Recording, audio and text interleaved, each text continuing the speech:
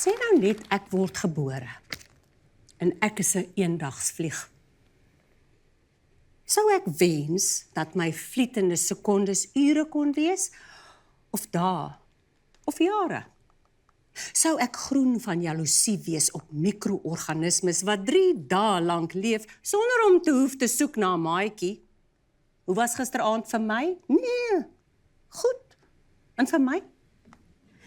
En my niggie die huis vlieg 'n volle maand lank rond in 'n magdom vermorste momente om te broei in 'n miskoek.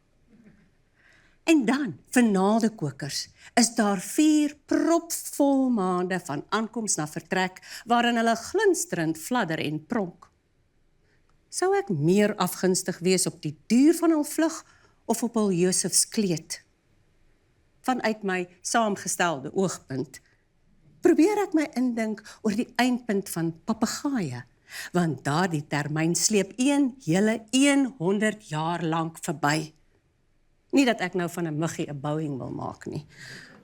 Maar soos die kraai vlieg, is dit die groot knalgelede vir 'n eendagsvlieg.